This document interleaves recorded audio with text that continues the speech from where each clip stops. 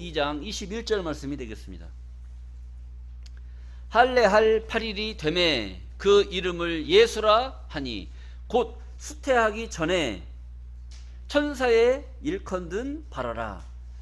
모세의 법대로 결례의 날이 참에 아기를 데리고 예루살렘에 올라가니 이는 주의 율법에 쓴 바 첫 해에 처음 난 남자마다 주의 거룩한 자라 하리라 한 대로 아기를 주께 드리고 또 주의 율법에 말씀하신 대로 비둘기 한 쌍이나 혹 어린 반구 둘로 제사하려 함이 더라. 아멘. 오늘 누가복음 2장 21절에서 24절 말씀을 통해서 예수 성탄의 때라는 제목으로 말씀을 증거하도록 하겠습니다. 예수 성탄의 때. 오늘 본문 말씀에 예수 성탄의 비밀이 숨겨져 있습니다. 그래서 지금 오늘날 많은 사람들이 예수 탄생을 12월 25일로 알고 그날 예수 탄생을 경배하고 축하의 메시지를 전하고 있습니다. 그러나 오늘 본문에 기록되어 있는 말씀을 자세히 보게 되면 과연 예수님이 겨울에 이 엄동설안에 탄생하셨을까라고 하는 이런 답이 풀어지게끔 되어 있어요. 내용을 통해서 한번 보도록 하겠습니다.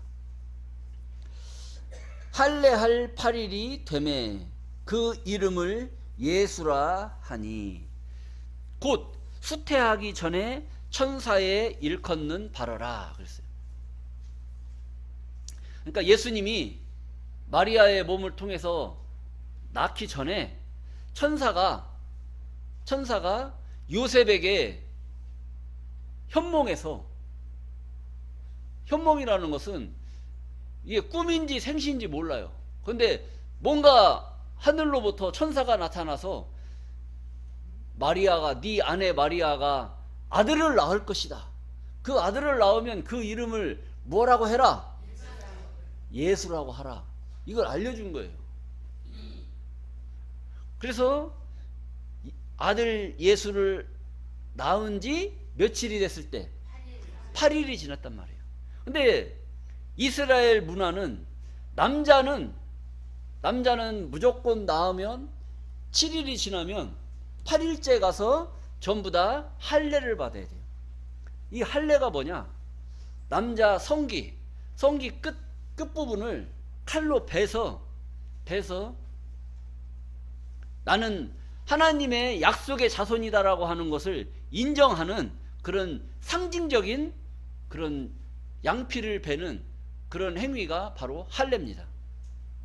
그래서 이스라엘 민족의 모든 남자 유대인들은 전부 다 할례를 받습니다. 그래서 할례를 했느냐 안 했느냐에 따라서 유대인이냐 유대인이 아니냐 이것을 확인하는 겁니다. 그래서 예수님도 이스라엘의 자손으로 이 땅에 오셨기 때문에 할례를 해야 돼요 안 해야 돼요? 해야 돼요. 하나님의 아들이 할례 할 필요가 있어요 없어요?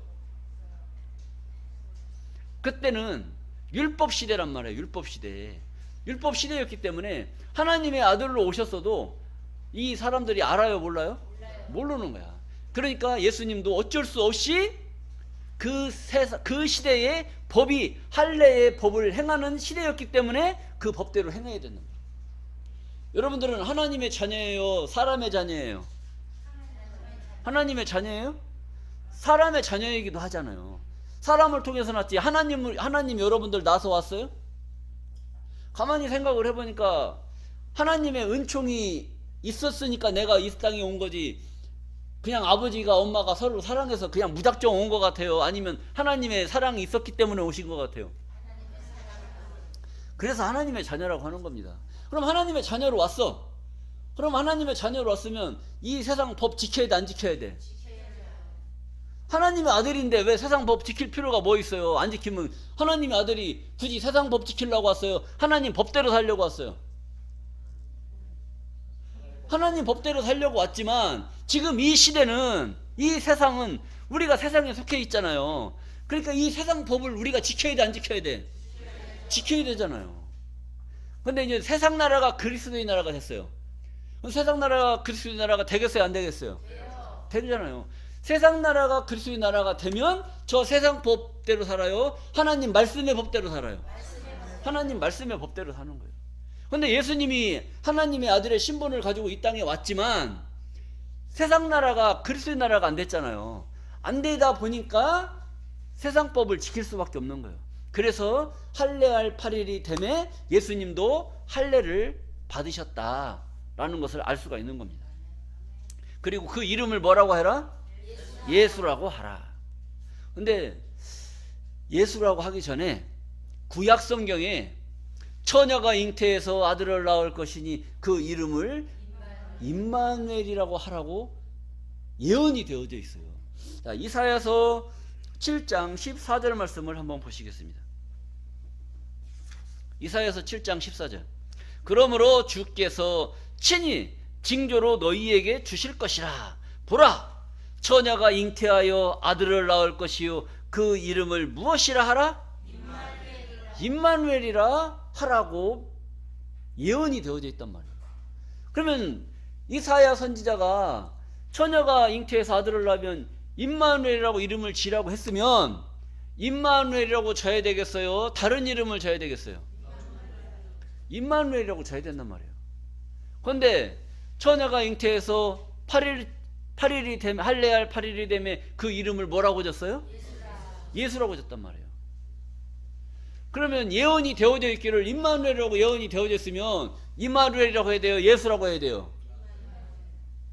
임마누엘로 해야 되는데 왜 예수라고 했느냐? 이런 비밀의 말씀들이 풀려야 돼요. 그러니까 이 말씀 속에 뭐가 있느냐? 함정이 있다는 거예요. 함정. 자, 왜 그러느냐? 그러므로 주께서 친히 징조로 무엇을 주실 것이라? 너희에게 주실 것이라. 무엇으로? 징조로 너희에게 주실 것이라. 뭘 주느냐? 보라, 처녀가 잉태하여 아들을 낳을 것이요 그 이름을 임마누엘이라 하리라. 이게 비밀이란 말이에요. 이게 비밀. 이것을 처녀가 잉태하여 아들을 낳을 것이다. 그러니까 이게 진짜 처녀인 줄 알고 있어요. 처녀. 진짜 처녀인 줄 알고 있으면 착각한단 말이에요. 그래서 성경에 보면 처녀 여기에 일자가 기록되어 있어요. 일자. 이걸 봐야 되는데 못 봐요. 처녀라는 그 말 속에 일자가 기록이 있어요. 그 일자는 주애란을 보라. 주애란에 보면 젊은 여자가 잉태하였으니 이런 말이 기록되어 있어요. 그러니까 처녀는 실상에 시집 안 간 처녀를 말하는 거예요. 시집 갔어도 젊은 여자를 말하는 거예요. 젊은 여자.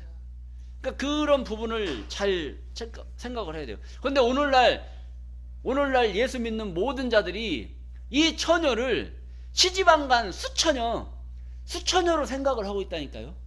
그래서 동정녀 마리아가 천주교에서 신기는 그 처녀 마리아가 남자하고 관계를 갖지 않고 하나님의 신을 입어서 스스로 잉태해서 자식을 낳았다.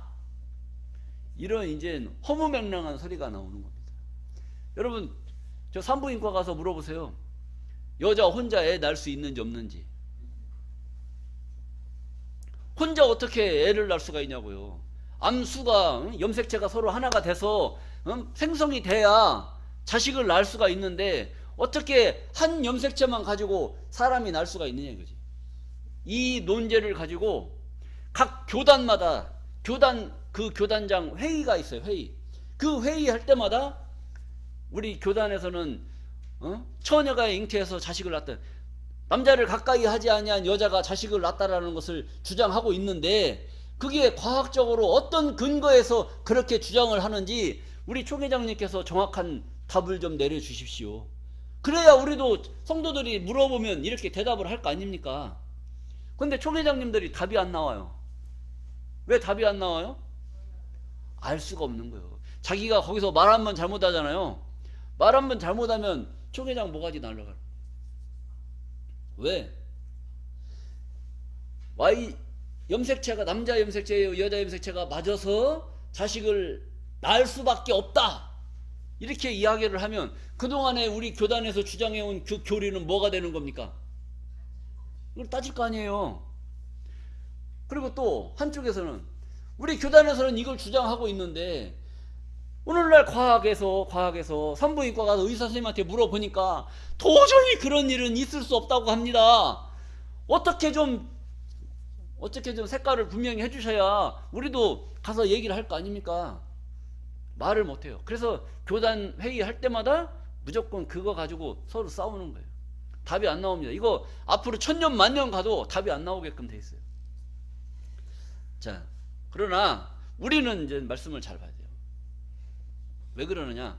그러므로 주께서 친히 무엇으로 너희에게 주실 것이라? 징조로 주실 거라는 거예요. 징조. 징조라는 거예요. 징조. 어떤 징조냐? 여러분, 오늘 눈이 와요. 그리고 비가 내려. 그럼 맑은 하늘에 비가 내리고 눈이 내립니까? 하늘에 어떤 징조가 보여요? 구름이 먹구름이 막 끼고 막 하다요. 그러니까 여러분들이 어떤 생각을 해요? 야, 오늘은 날씨 더럽게 춥겠다. 오늘은 비 겁나게 오겠네. 이런 생각을 할 수가 있잖아요. 하늘에 무슨 징조가 보여서? 비 올 징조, 눈 올 징조가 보이는 거예요. 이걸 징조라고 하는 겁니다. 징조. 그런데 하늘에 구름이 막 끼고 먹구름이 막 꼈어요. 징조가 보여. 그런데 눈이 와요, 안 와요? 눈이 올 수도 있고 안 올 수도 있단 말이에요. 이게 징조라는 거예요. 징조. 왜 그러느냐? 보라, 처녀가 잉태하여 아들을 낳을 것이요. 그러니까 처녀가 잉태해서 아들을 낳을 것이요. 이게 징조적인 예언이란 말이에요. 징조적인. 그래서 이 처녀는 실상의 처녀를 말하는 거예요? 젊은 여자를 말하는 거예요? 젊은 여자라는 거예요. 처녀 하니까 시집 안 간 처녀들만 처녀라고 하는 것이 아니라 젊은 여자도 처녀라고 칭했다는 겁니다. 이것을 하나님께서 온 세계가 다 혼돈에 빠지게 만들어 놓은 단어가 처녀예요. 처녀. 이 처녀의 비밀을 알아야 된다는 거죠. 근데 처녀라고 하는 이 말의 의미도 있어요. 근데 이제 깊은 단계로 가면 이제 알아야 되는데, 이제 이걸 얘기하다 보면 또 더 깊은 데로 빠져버리면 여러분들이 헤어나오지를 못해요. 그래서 여기까지만 여러분들이 아시면 돼요. 그 처녀는 실상의 처녀를 말한다. 젊은 여자가 잉태한 여자를 말하고 있다. 이렇게 알고 계시면 되겠습니다. 그래서 젊은 여자가 잉태하여 아들을 낳을 것이요. 이 젊은 여자는 처녀는 남자를 한 번도 만나지 않은 그런 여자를, 어떤 여자? 처녀는 처녀인데 아주 청렴한 여자, 수처녀 이렇게 얘기하고, 또 여자를 가까이 하지 아니한 남자를 수총각 이렇게 얘기하지 않습니까? 근데 젊은 여자는 달라요. 결혼을 했어도 수처녀처럼 아주 시퍼렇게 젊은 여자가 있어요. 그건 처녀예요, 젊은 여자예요? 젊은 여자란 말이에요. 그러니까 그렇게 보일 뿐이지 그 여자는 젊은 여자다. 처녀는 아니다는 것이죠. 그래서 마리아가 잉태하여 아들을 낳을 것이요, 그 이름을 무엇이라 하라? 임마누엘이라 하라. 임마누엘이라고 했는데 왜 임마누엘이라고 하는 그런 이름을 짓지 않고 왜 예수라고 이름을 졌느냐, 이겁니다. 왜 그랬어요? 징조잖아. 징조적인 예언을 지금 보여줬잖아요. 그러니까 임마누엘이라고 했다고 하더라도 굳이 임마누엘을 질 필요가 있어요, 없어요? 없는 거예요. 왜? 징조기 때문에. 징조적인 예언을 그렇게 보여줬기 때문에 굳이 그렇게 질 필요가 없었다. 그래서 임마누엘이라는 그 말은 하나님이 우리와 함께 하신다라는 뜻입니다. 그럼 예수님이 이 땅에 오실 때 하나님이 함께 하지 않고 예수님이 오셨겠어요? 하나님이 함께 하셔서 이 땅에 오셨겠어요? 함께 하셔서 오셨겠죠. 그럼 여러분들이 오늘 우리 교회에 오실 때 하나님이 함께 하셔서 이 교회에 오셨겠어요? 아니면 그냥 얼떨결에 이 교회에 오셨겠어요? 하나님이 함께 하심으로 여러분들이 오늘 이 교회에 오시게 된 줄로 믿습니다. 그러면 여러분들이 이 교회에 오셨다는 것은 하나님이 함께 했으니까 어떤 역사가 벌어진 거예요? 임마누엘의 역사가 여러분들에게 임하게 된 줄로 믿습니다. 그래서 임마누엘의 역사가 이루어졌어요. 그럼 여러분들은 임마누엘이 역사가 이루어지면 구원 받겠어요? 구원 못 받겠어요? 구원 받아요? 그래서 구원 받는 게 아니에요. 임마누엘이 함께 함으로 오늘 이 자리에 와서 하나님이 함께 하심으로 함께 하는 것까지는 좋아. 그런데 여러분들을 누가 구원해 줘야 돼? 누가 구원해 줘야 돼요? 예수라고. 그 이름을 뭐라고 지라고? 예수라고 했단 말이에요. 그 예수라는 그 이름의 뜻은 자기 백성을 자기 죄에서 구원할 자이심이다. 이렇게 기록이 되어 있단 말이에요. 그러니까 자기 백성, 예수에게 속한 그 백성들, 하나님께 속한 백성들을 누가 구원해 줘야 되느냐? 예수가 구원해 줘야 된다는 거예요. 그래서 예수라는 이름은 자기 백성을 죄에서 구원할 자라는 거예요. 그럼 여러분들이 죄를 지면 누구한테 구합니까? 예수님한테 구하잖아요. 예수 이름으로 기도하지 않습니까? 왜? 우리를 구원할 구세주가 누구예요? 예수님이기 때문에. 그래서 우리를 구원해 줄 구세주 이름 예수라고 이름을 지으신 줄로 믿습니다. 그래서 하나님이 함께 하심으로 예수님이 오셨고, 그 이름을 징조적인 이름을 쓴 것이 아니라 우리를 구원해 줄, 백성을 구원해 줄 이름 예수라는 이름을 지으신 줄로 믿습니다. 자, 그리고 오늘 본문 말씀, 할례할 8일이 되매 그 이름을 예수라 하니 곧 수태하기 전에. 이 수태라는 게 이 수태라는 말은요, 이 보니까 잉태했다는 말인데, 수태는 받아들일 수예요. 받아들일 수. 잉태할 태. 그래서 받아들였다는 거, 받아들였어. 그러니까 뭘 받아들이기 전에 천사의 일컫는 바라라. 그러니까 마리아가 요셉의 씨를 받아들이기 전에 천사가 뭐라고 이름을 지라고 알려줬어요? 예수라고 이름을 지라고 알려주신 줄로 믿습니다. 그러니까 수태했다는 것은, 수태라는 그 말의 비밀이 있는 거예요. 받아들일 수, 잉태할 태.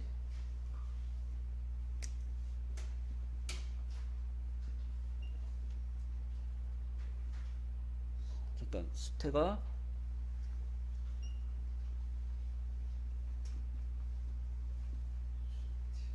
받아들일 수, 잉태할 태. 받아들여서 잉태했다. 그러니까 뭘 받아들였느냐? 뭘 받아들였겠어요? 씨를 받아들였어요. 씨. 이 씨는 여자한테 있는 거예요? 남자한테 있는 거예요? 남자한테 있는 거예요. 이 씨가 나와야 수태가 되지. 그래서 수태했다는 것은 남자의 씨를 받아들였다, 이런 의미를 가지고 수태라는 말을 쓰는 겁니다. 근데 그냥 이 수태라는 말도 그냥 잉태했나 보다, 이런 의미로만 받아들이지, 이 말씀을 깊게 조명을 해보면 남자의 씨를 받아들였다, 이런 의미를 갖고 있는 겁니다. 그래서 수태하기 전에 천사가 이렇게 말을 했다, 이런 이야기를 하는 겁니다. 그리고 22절입니다. 모세의 법대로 결례의 날이 참에 아기를 데리고 예루살렘에 올라가니. 모세의 법대로 결례의 날이 참에. 그러니까 결례라는 얘기 들어보셨어요? 결례? 우리가 세상에 살 때 실례했습니다, 결례했습니다, 이런 얘기는 많이 하지 않습니까? 결례했다, 내가 잘못했다, 미안하게 됐다, 이런 의미를 쓰는데, 여기서 말하는 결례는 그런 결례를 말하는 게 아니에요. 그 법 중에 할례, 결례 하잖아요. 그러니까 할례라고 하는 의식을 행하는 그 법을 할례, 결례라고 하는 것을 의식.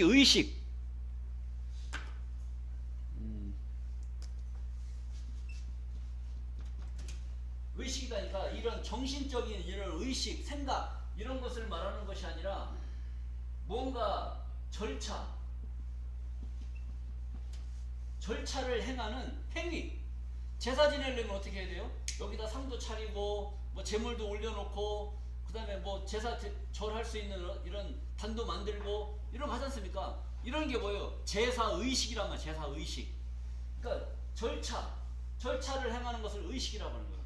그러니까 여기서 결례라고 하는 것은 실례했습니다, 미안합니다, 죄송합니다, 이런 것을 하는 것이 아니라 결례라고 하는 그런 의식을 행하는 그런 절차를 얘기해요. 그 결례가 뭐냐? 그 결례가 이것도 제사법이에요. 제사법. 자, 모세의 법대로 결례의 날이 참해. 그러니까 모세의 법에 결례라는 것이 뭐냐, 이걸 알아봐야 되겠죠. 그러니까 모세 때 결례라는 법을 가르쳐 줬어요. 뭘 가르쳐 줬느냐? 우리 레위기 12장 2절 말씀을 보시겠습니다. 레위기 12장 2절. 이스라엘 자손에게 고하여 이르라. 여인이 잉태하여 남자를 낳으면, 누구를 낳으면? 남자를 낳으면 그는 7일 동안 부정하리니. 부정하다는 것은요, 부정하다는 것은 몸이 깨끗하지가 않다는 거예요. 몸이 더럽다. 우리 저기 옛날 이주시대 때 집에 며느리가 저 외간 남자들하고 대화하고 하면은 시어머니가 뭐래요? 이 부정한 년, 어디 같아 사대부 여인이 어떻게 바깥 외간 남자하고 대화를 할 수 있어? 이게 칠거지하게 걸리는 거예요. 자, 이 부정하다는 것은 깨끗하지 못하다는 거예요. 그래서 여인이 잉태하여 남자를 낳으면 그는 7일 동안 부정하리니 곧 경도할 때와 같이 부정할 것이며. 이 경도라는 것이 뭐예요? 경도라는 것은 여자들이 하혈하는 겁니다. 하혈, 출혈. 그런 출혈할 때 여자 몸이 깨끗해요, 부정해요? 부정하단 말이에요. 설교 시간에 별 얘기 다 하죠. 이게 하나님 법도기 때문에 이게 법에 기록이 되어져 있잖아요. 그러니까 우리가 법을 좀 자세하게 알려고 하는 겁니다. 경도할 때와 같이 부정할 것이며, 그 다음에 제8일에는 그 아이의 양피를 벨 것이요. 양피를 벨 것이요. 그러니까 제8일에는 남자를 낳았으니까 양피, 곧 성기 껍데기를 벨 것이다. 이걸 얘기하는 겁니다. 그리고 그 4절 말씀에 그 여인이 오히려 33일을 지나야 산혈이 깨끗하리니 정결케 되는 기한이 차기 전에는 성전에 나가서 성물을 만지지도 말며 성소에 들어가지도 말 것이다 그랬어요. 그러니까 이 여인이 남자를 낳으면 8일째 가서 뭘 해라? 할례. 이 할례, 양피를 베는 그 행위를 행하고, 그 다음에 며칠 지나기까지 33일이 지나기까지 성전에 나아가요, 못 가요? 성전에 못 들어가는 거예요. 못 가다. 왜? 여자의 몸이 부정하기 때문에. 그래서 33일이 지나야 성전에 나가서 성소의 제물도 만지고 제사를 드릴 수가 있다. 이렇게 보시면 되겠습니다. 그리고 5절 말씀을 보시게 되면 여자를 낳으면 그는 7일 동안 부정하리니 경도할 때와 같이 부정할 것이며 산혈이 깨끗하게 되면 며칠이 지나야? 66일이 지나야 하리라. 그래서 여자는 66일이 지나야 성전에 나아가서 제물도 만지고 성물도 만질 수가 있다. 이것을 가리켜서 뭐라고 하느냐, 이런 의식, 남자를 낳으면 8일째 가서 할례를 행하고 33일이 지나서 성전에 나가서 제사도 드리고 성물도 만지고 이런 걸 할 수가 있어요. 여자를 낳으면 66일 동안 성전에 나가요, 못 나가요? 못 나가요. 이러한 것이 뭐다? 결례다, 결례. 이런 의식, 그것을 행하는 것이 결례의 의식이다 라고 하는 겁니다. 그러니까 할례는 양피를 베는 것, 결례는 남자는 33일, 여자는 66일 지나서 성전에 나아가서 제사 드리고 성물을 만지고 하는 것이 제사 의식이라는 거예요. 여자가 자식을 낳았을 때. 자, 이런 의식을 보는 겁니다. 그리고 오늘 본문 말씀을 또 보시겠습니다. 본문 말씀 22절 말씀 보시게 되면 모세의 법대로 결례의 날이 참해. 그러니까 결례의 날이 찼으니까 아기를 낳았어. 아기를 낳고 며칠이 지났겠어요? 며칠이 지났어요? 남자 낳았어요? 여자 낳았어요? 예수 낳았잖아. 예수. 할례할 8일이 되면 그 이름을 뭐라고 하라? 예수라고 하라. 예수님을 낳았단 말이에요. 여자 낳은 게 아니라. 예수님 낳고 33일이 지났어요. 왜? 모세의 법대로 결례의 날이 참에 33일이 지남에 아기를 데리고 예루살렘에 올라가니, 예루살렘에 뭐가 있느냐? 솔로몬 성전이 있었던 거예요. 성전 자리, 곧 성전이 있기 때문에 그 성전에 나아가서 아기를 낳았으니까 33일이 지났으니까 내가 성전에 나와서 하나님께 제사를 드리려고 나온 겁니다. 자, 예루살렘에 올라가니 23절 말씀에 이는 주의 율법에 쓴 바, 율법 곧 모세의 법에 기록이 됐잖아요. 쓴 바 첫 해에 처음 난 남자마다 주의 거룩한 자라 하리라 한 대로 아기를 주께 드리고, 또 주의 율법에 말씀하신 대로 비둘기 한 쌍이나 혹 어린 방구들로 제사하려 함이더라. 그래서 이 결례의 제사를 할 때, 이 결례의 제사를 드릴 때 뭘로 제사를 드렸어요? 제사 드릴 때 제물이 뭐냐? 제물이 뭐냐? 비둘기 한 쌍. 그 다음에 어린 방구. 자, 반구라니까 방구 하지 마세요. 반구야, 반구. 그러니까 이 구는 비둘기 구자예요. 그래서 비둘기 새나 그 다음에 어린 방구는 비둘기 종류의 이런 새는 비둘기 같은 새는 새인데 비둘기예요, 반구예요? 다른 비둘기하고 비슷한 그런 새를 잡아서 제물을 드리려고 했다는 거예요. 무슨 말씀인지 아시겠어요? 자, 이제 여기까지는 아시겠죠? 근데 제물을 드릴 때 비둘기 한 쌍하고 어린 반구로 제사를 드렸다, 제물로 가져왔단 말이에요. 그러면 이 제물이 의심을 가져야 돼요. 의심. 여러분들 추리를 해야 되는 겁니다. 제물이 언제 나오는 제물이냐? 우리 한번 보시겠습니다. 누가복음 2장 24절 했고, 그 다음에 아가서 2장 11절 말씀을 보시겠습니다. 아가서 2장 11절. 겨울도 지나고 비도 그쳤고, 겨울도 지나고 비도 그치면 뭐가 옵니까? 봄이 오는 줄로 믿습니다. 지면에는 꽃이 피고 새에 노래할 때가 이르렀는데, 그러니까 겨울이 지나고 비도 그치면 지면에는 꽃이 펴. 그리고 새들이 노래를 해. 노래할 때가 이르렀는데 반구의 소리가 우리 땅에 들리는구나. 그러면 왜 겨울이 지나고 비도 그치고 지면에는 꽃이 피고 새들이 노래할 때가 이르렀는데 그때 마침 또 뭐가 오느냐? 반구의 소리가 우리 땅에 들리는구나. 그럼 이 반구라는 새는 겨울에 있는 새겠어요? 아니면 철을 따라서, 계절 따라서 오는 철새인 것 같아요. 철새인 것 같잖아요.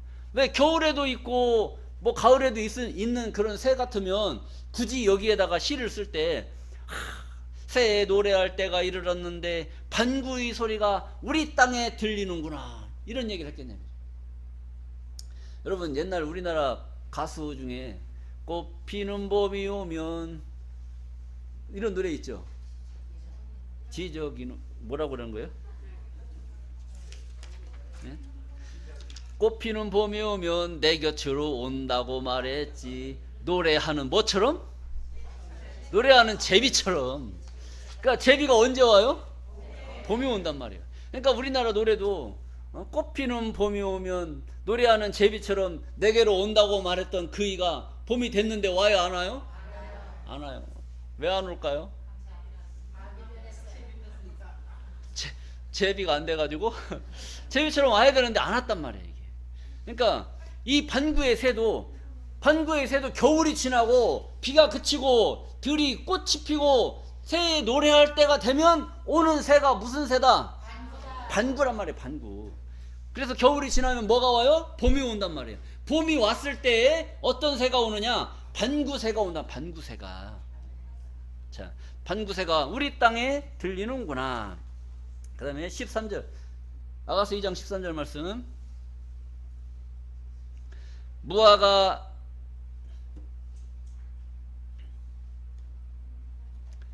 무화과 나무에는 푸른 열매가 익었고 포도나무는 꽃이 피어 향기를 토하는구나. 나의 사랑 나의 어여쁜 자야 일어나서 함께 가자. 예, 꽃피는 봄의 역사가 이런 일. 꽃피는 봄에 무화과 나무에는 푸른 열매가 익었고 포도나무는 꽃이 피어 향기를 토하는구나. 나의 사랑하는 나의 어여쁜 자야 일어나서 함께 가자. 그래서 봄에 이른 봄에 반구새가 와서 온 세상에 봄을 알리는 그런 철새라는 것을 우리가 깨닫기를 바라겠습니다. 자, 그리고 예레미야 8장 7절 말씀을 보시겠습니다. 공중의 학은 그 정한 시기를 알고 반구와 제비와 두루미는 그 올 때를 지키거늘 그랬어요. 그러니까 공중의 학은 그 정한 시기를 안다는 거예요. 시기라는 게 뭐예요? 때라는 거예요. 때.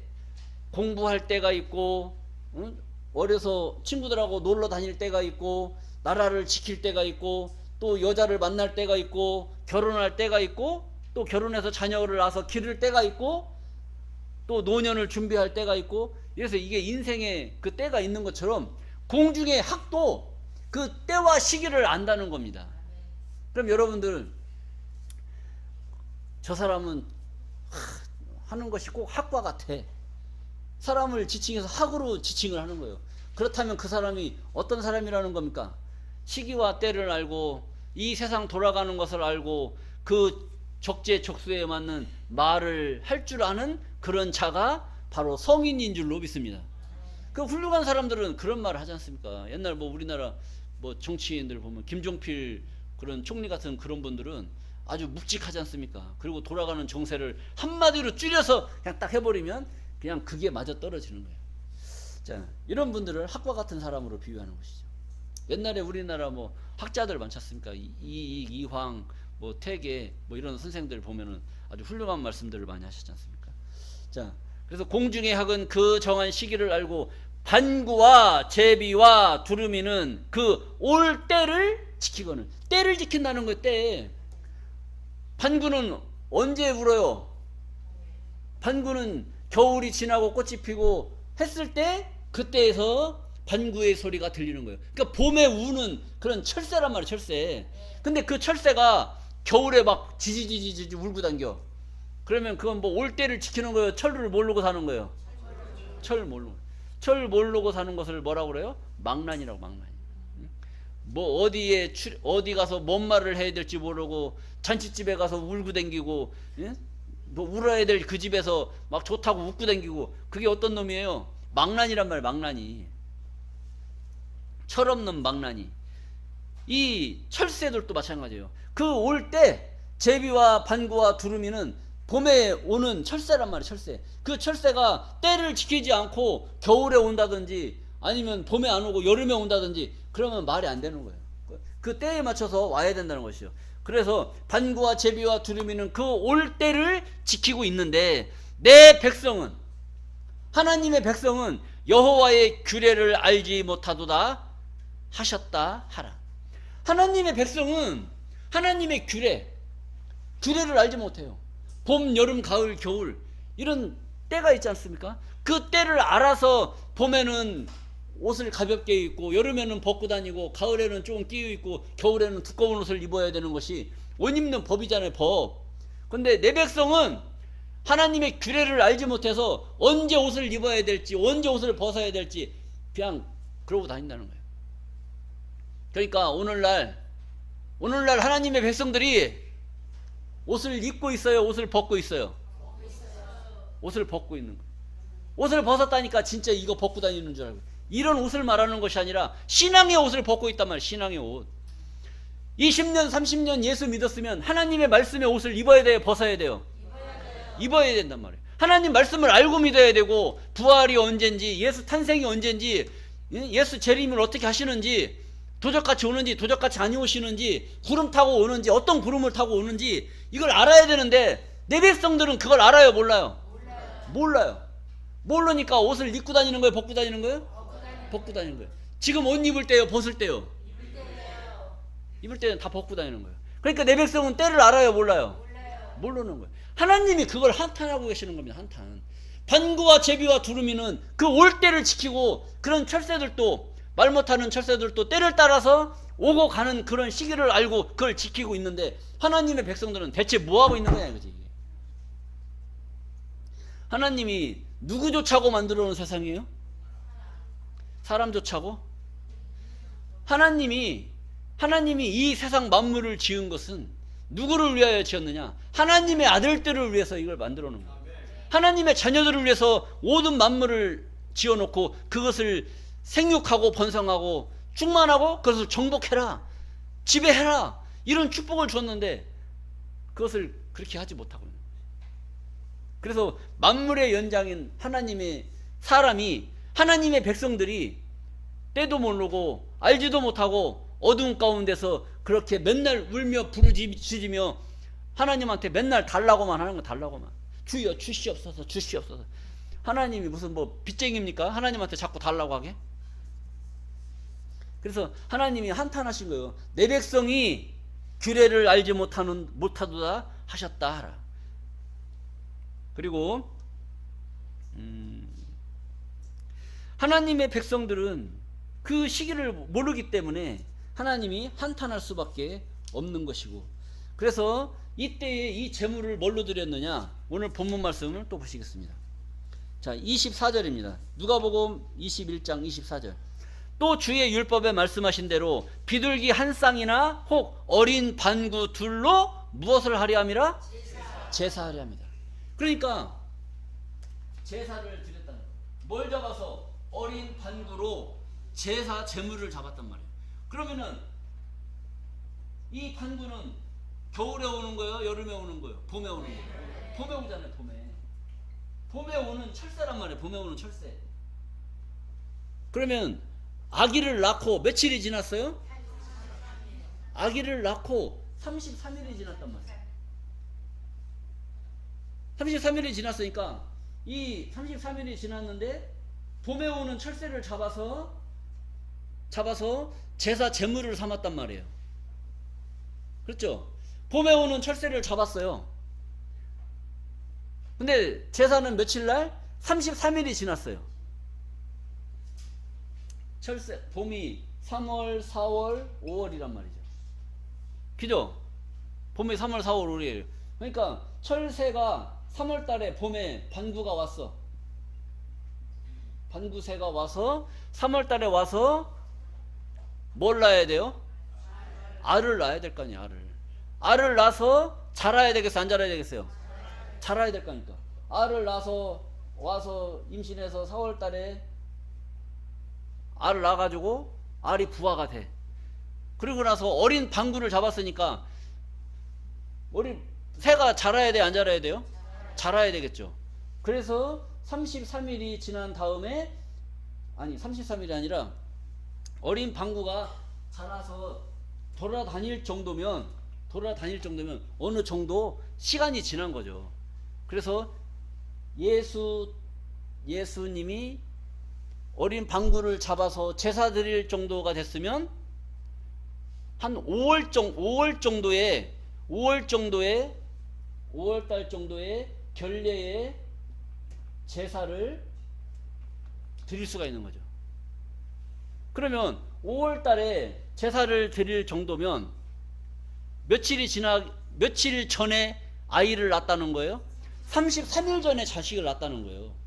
33일 전. 그러면은 5월 달이면 만약에 5월 10일이다. 5월 10일이면 33일이면 4월 10일.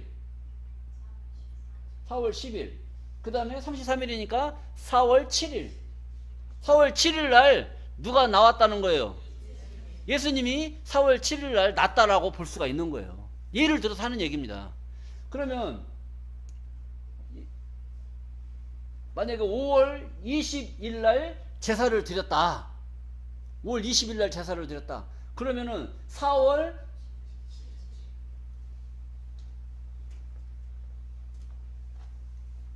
20일 날 제사를 드렸으면 4월 20일 날이 30일이고 한 달이니까 한 달 전이잖아요. 그리고 3일 빼면은 4월 17일 날 예수님이 나셨다는 걸 알 수가 있죠. 무슨 말씀인지 아시겠어요? 그러면 결국 예수님 탄생의 비밀을 알려면 결례의 비밀을 알아야 돼요. 이 결례의 비밀, 모세의 법대로 아들을 낳으면 며칠? 33일. 여자를 낳으면 66일이 지나야 성전에 나가서 하나님께 제사를 드릴 수가 있다.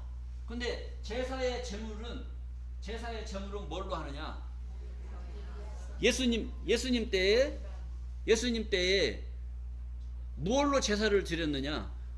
비둘기 한 쌍, 어린 방구 둘로 제사를 드렸다. 자, 모세의 율법대로, 주의 율법에 말씀하신 대로 비둘기 한 쌍이나 혹 어린 방구 둘로 제사하려 함이었더라. 그러니까 이 철새의 비밀 속에 하나님의 비밀이 숨겨져 있는 거예요. 그러니까 이 철새의 비밀을 알아야 함정에 빠져요, 안 빠져요? 안 빠지는 거고. 결례의 비밀을 알아야 함정에 빠져요, 안 빠져요? 안 빠지는 거예요. 그러니까 이러한 말씀 속에 하나님께서 함정을 만들어 놓은 함정을 만들어 놓고 여기에 빠지느냐 여기에 빠지느냐, 여기에 안 빠지면 여기에 빠지고 여기에 안 빠지면 여기에 빠지게끔 돼 있어요. 그래서 오늘날 많은 사람들이 함정에 빠져서 성경을 제대로 봐요, 못 봐요? 못 보는 거예요. 다 눈이 멀어버린 겁니다. 눈이. 하나 이 비밀을 찾기 위해서 수없는 세월을 헤매고 다니는 거예요. 그래도 못 찾아요. 왜? 하나님이 덮어놨기 때문에. 그런데 하나님이 정한 때가 되면 이 말씀을 볼 수 있는 그런 시대에 이걸 보게끔 하는 거예요. 자, 우리 요한복음 16장 25절 말씀을 한번 더 보시겠습니다. 요한복음 16장 25절.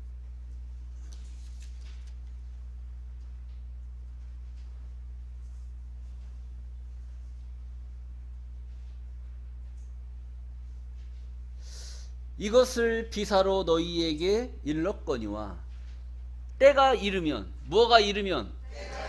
때가 이르면 다시 비사로 너희에게 이르지 않고 아버지에 대한 것을 밝히 이르리라. 이렇게 있다. 그러니까 이것을 성경에 이런 기록된 말씀들을 그 동안에는 비사로 너희에게 일렀지만 때가 되면, 뭐가 되면? 때가 되면 하나님의 말씀을 어느 시기까지는 모를 수밖에 없어요. 모르는 때니까 몰라야 돼, 알아야 돼. 모르는 때에는 성경을 알면 안 돼요. 몰라야 되는 게 정상이고, 알아야 될 때가 되면 아는 게 정상인 줄로 믿습니다. 자, 그동안에는 여러분들이 몰랐어.